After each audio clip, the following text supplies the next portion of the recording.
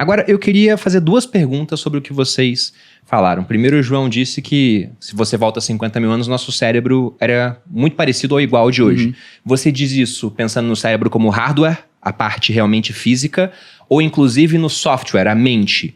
Porque quando surgiu essa onda de IA, que já estava acontecendo, mas ele escancarou a porta com o ChatGPT, eu fiquei fascinado. Né? Legal.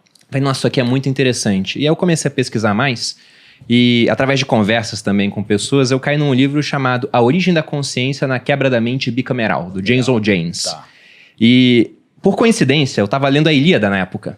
E ele usa justamente o exemplo da Ilíada. Ele fala, não é meio estranho que você pega a obra magna de Homero, que narra uma guerra que aconteceu pelas contas dos arqueólogos em 1800 a.C., só que Homero escreveu bem depois. Mas ele fala, é muito interessante você ver como os heróis não têm uma dimensão própria. Parece que o tempo todo você tem um deus, uma Atena, um Zeus, um Apolo falando no ouvido do herói, e ele é quase que o ChatGPT, executando o que o deus fala. Então ele falava, parece que a nossa mente, durante um tempo, e usa isso até para explicar a origem de crenças em deuses, era dividida em 2 câmaras. Uma onde pensava e a outra onde você executava. E aí o ser humano não sabia que era ele pensando, parecia que era um comando externo, até que aquilo se fundiu numa câmera só. Ou E seja, ele chuta uma data lá pra isso. Mudou a estrutura do cérebro, então. Ele fala que mudou. O hardware é o mesmo, só que a maneira como o software funciona mudou. Isso é uma teoria, né? Mas eu queria saber, de fato vocês acham que aconteceu alguma grande mudança na maneira como a mente funciona, do software, ao longo desses últimos 50 mil anos? E somado a isso, a gente fala também, vira e mexe. As crianças de hoje em dia são muito mais inteligentes. Não Legal, é? A gente sempre fala. E aí você se compara. Nossa, nessa época eu tava comendo cocô. Mentira, porque eu nunca comi. Mas essa criança já tá fazendo várias coisas que eu nitidamente não fazia com a mesma idade. Isso é muito legal, porque, olha só... A analogia do cérebro com o computador, eu acho que é legal porque a gente entende, é didática, né? Sim. O problema é que o computador, quando você projeta ele, você constrói um computador para fazer certas tarefas. Então ele é 0-1, ele é binário, ele não vai tomar decisões muito complexas, ou ele não vai conseguir se adaptar àquele contexto específico. Ele surgiu como uma grande calculadora, né? Exatamente, então você programar para ele, sei lá, ligar a tela daqui a 5 minutos, ele vai ligar a tela a 5 minutos. O aprendizado dele é fixo, né? Exatamente. Toda vez que você apertar um botão, aquele comando vai acontecer. O cérebro humano, não. E isso talvez seja a grande vantagem evolutiva que a gente tem em relação às IAs hoje. Eu não sei daqui a 5 anos como é que vai estar. Vai o que vai 10 virar. Anos. Não sei. Todo mundo chuta alguma coisa. Eu não sei. Mas eu sou bastante otimista. Eu acho que a gente consegue resolver muito problema com inteligência artificial e vai ser bem legal. Eu sou um grande entusiasta disso, principalmente relacionado a comportamento.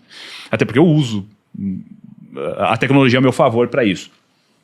Agora, em relação ao computador, em que momento a gente tem uma diferenciação entre cérebro e mente durante a evolução? Esse é um problema meio que básico dentro da psicologia e das neurociências. O problema é que a gente não consegue identificar onde está a mente. Esse é um problema já comum. A gente entende que a gente está falando, não, mas a gente tem a mente, a consciência e tal. O que a gente tem é uma estrutura biológica que processa informações. Informações, quais informações? As que vêm do mundo externo e as que estão dentro do mundo interno. As nossas memórias. Agora, se a gente quiser medir a mente, a gente não sabe onde é que está. Ela está lá naquela interação entre os neurônios. Então tem um padrão de disparo de neurônio acontecendo e simplesmente um pensamento surge. A gente chama isso de pensamentos espontâneos, né? Então, a diferença, ou seja, a condição de 50, 30, 40 mil anos atrás, ela é muito parecida biologicamente. O que mudou foi o ambiente que a gente vive. E aí eu chamo a ideia da Malu. Parece que as crianças estão mais inteligentes. Na verdade, o que elas têm? Elas têm mais acesso a informações daquilo que elas fazem. Então, se você pegar e colocar uma criança na frente de uma tela, ela vai saber operar rapidamente aquela tela.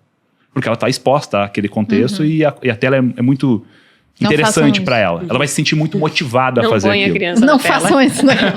Exatamente, mas ela vai aprender. Porque imagine, uma criança quando ela nasce, o que ela sabe? Nada, né? É uma tela em branco. Mas ela não consegue nem mexer o braço dela. Como é que uma criança mexe o braço quando nasce? Ela é toda desorientada. Né? E ela tem que aprender tudo isso. Então, eu vejo do ponto de vista neurobiológico, é que a estrutura cerebral, ela tá lá. O que você coloca para dentro, aí é o lucro. É aquilo que pode ser aperfeiçoado e melhorado e aprendido.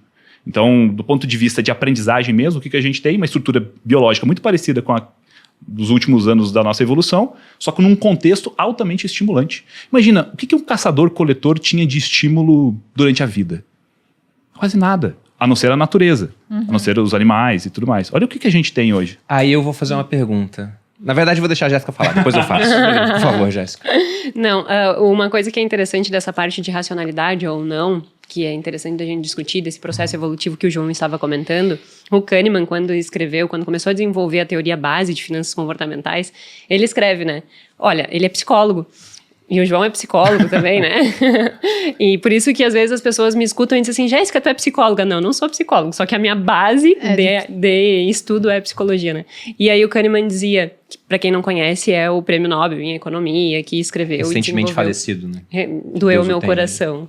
É engraçado mas isso, viveu né? muito, né? 90 anos Sim. ele faleceu. E produziu muito, né? Com 89, ele estava publicando vários artigos. Eu brinco que o livro dele, O Rápido e Devagar, é um dos livros mais comentados no mundo das finanças. E pouco entendido. E menos lidos. E Ele é pouco grande entendido. também, né? É. E a linguagem também não é tão simples assim quanto outros livros. Não É é difícil. Não é. E ele dizia assim, nossa, é engraçado porque do prédio do lado tem a economia. E ele é psicólogo no prédio de psicologia. Ele disse assim, parece que estamos estudando seres completamente diferentes. Porque o que os economistas estão estudando não é a mesma coisa que eu estou estudando. O assim. homem econômico. Né? Ele diferencia, né, entre o humano e o ecos. O Richard Thaler depois ele vai trazer essa distinção entre o ecos e o humano. Então, o ecos é aquele racional e o humano é aquele que somos nós, que na verdade não temos essa racionalidade completa. Então, ele pega e traz, não estamos estudando porque realmente a nossa capacidade de tomar boas decisões frente a tantos estímulos, frente ao processo evolutivo, ela veio se degradando principalmente porque nós precisamos economizar energia, fazemos atalhos emocionais que por vezes desviam da racionalidade e isso vai gerando esses vieses e essas heurísticas que depois a gente pode comentar, né? Tem um artigo muito interessante sobre o que é racional e não. Eles trabalham com ratinhos e gatos. Aí perguntam assim, quem é que quer ver foto de gato? Quem é que quer ver foto de rato? Ninguém vai querer ver foto de rato, Gato né? é mais fofinho. Gato é mais fofinho. Só que daí eles dão o mesmo tipo de dinheiro, tanto para ver rato quanto gato. E aí, por causa que as pessoas acham que... Aí eles pedem, seja racional na escolha. Não, então eu prefiro olhar o rato. Então, quando ele pede para ser racional, ele toma a decisão que para ele é menos prazerosa, porque ele acha que ser racional, ele só tem que fazer a coisa ruim.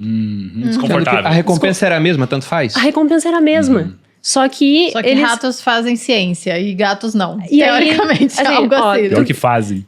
E fazem também. Alguns pesquisadores usam gato como... Mas é bem raro. É bem raro. Acho que também desperta mais Exatamente. das pessoas, assim, aversão. Fala, pô, tá usando gato? Exatamente. Isso. Porque é fofinho. Sim. Porque é exatamente. fofinho. Aí, novamente, eu cito Nietzsche, né? Que ele fala, se você mata uma barata, você é um herói. Se você mata uma borboleta, você é um vilão. Porque a moral tem critério estético. Exatamente. É quase isso. O ratinho não tem critério estético, né?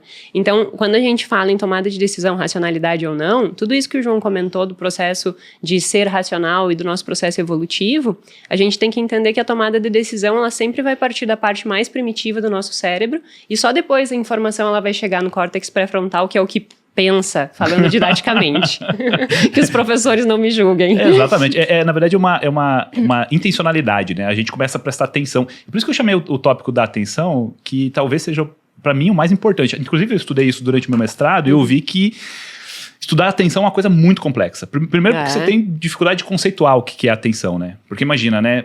Quando a gente está olhando para alguma coisa dentro da gente, uma memória, uma situação específica ou até fora, a gente tem que selecionar uma série de informações e desprezar todas as outras.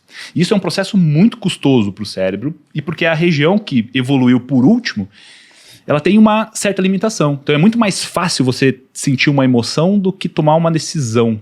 Ou fazer um planejamento, por exemplo, né? Então você tem que fazer um planejamento, é muito mais custoso, você debruça por tempo, você tem que conversar com pessoas, tem que escrever, tem que fazer um texto, enfim, leva mais tempo. Agora uma decisão emocional, ela é muito mais rápida. Então imagina que agora entra aqui no estúdio, sei lá, um cachorro bravo. É instantâneo. Meu amigo, você não, aquilo que você achava que era importante deixa de ser na hora. No mesmo momento. Você não faz um cálculo estatístico da chance de ele te morder, você só age. Acabou.